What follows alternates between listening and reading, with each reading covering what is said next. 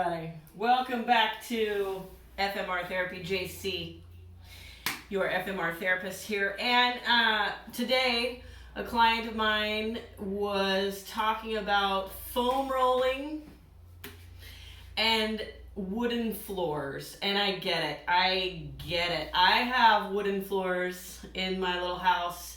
I have dogs that get a lot of hair all over the wooden floor. So sometimes I don't feel like foam rolling on the floor. So we talked about some solutions of where I want him to foam roll, and that is his low back, his QL basically, and the hip, the outside hip, right? Getting some pain in there, needing some massage and whatnot. So take your foam roller, no matter what size it is, place it against the wall, right? So now I get to decide how much pressure I'm putting into my foam roller just with my own body pressure into the wall. So if I'm talking about my QL, that low back, or if we're doing something in the diaphragm, the obliques, even into the psoas muscle, I can take my foam roller. I am below my rib cage, I'm above my hip bone, the crest of my hip bone, and I'm just gonna put my foam roller on the wall like that. I've got one foot sort of jutting out that way to give me some pressure into the wall this way.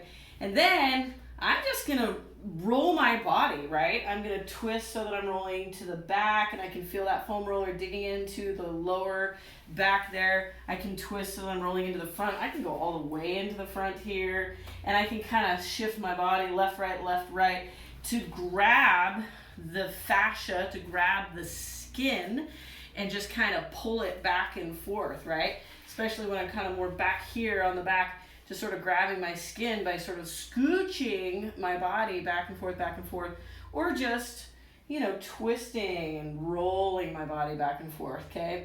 When I'm back there, I can take a nice deep breath in, and now just spend a little bit of time really kind of try to relax and let your body dig into that foam roller.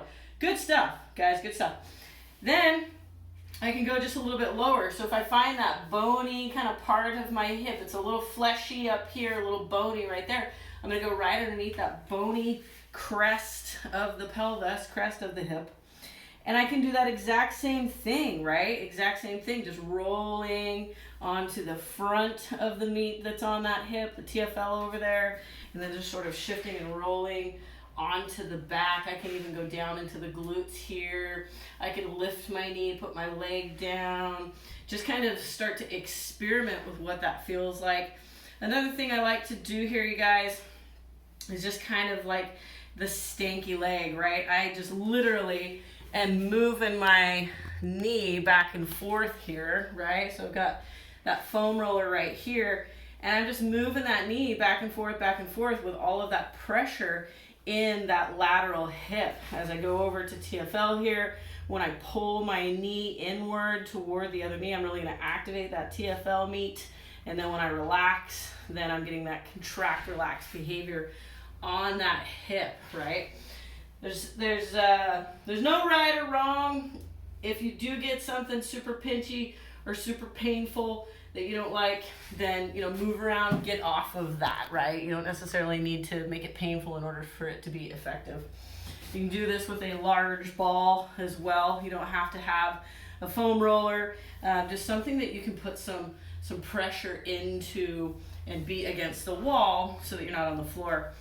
Now that we're here, we might as well also kind of demonstrate taking a peanut and doing, mid-back, upper back stuff against the wall, right? So traditionally we have you guys laying on the floor. When I'm doing this against the wall, I want to make sure that my low back is mostly on the wall as best I can. I've got my feet way out in front of me.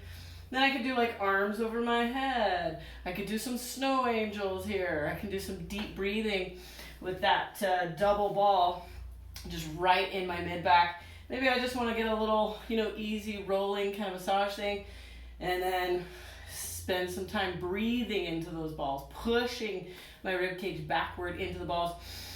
When I take a deep breath and getting some, active range of motion on my arms with some pressure, I obviously have to kind of push into the ground with my feet in order to give me some, pressure into the wall.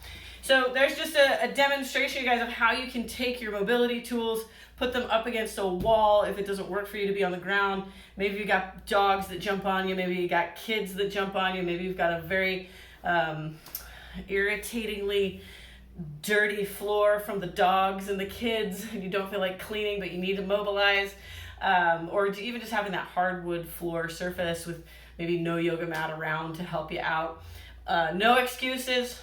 Get up against a wall. This is also helpful if you're at work and you don't think it's appropriate to get down on the floor at work. Use the wall. Get it done every day, you guys. 2 to 5 minutes of mobility every day in different parts of your body.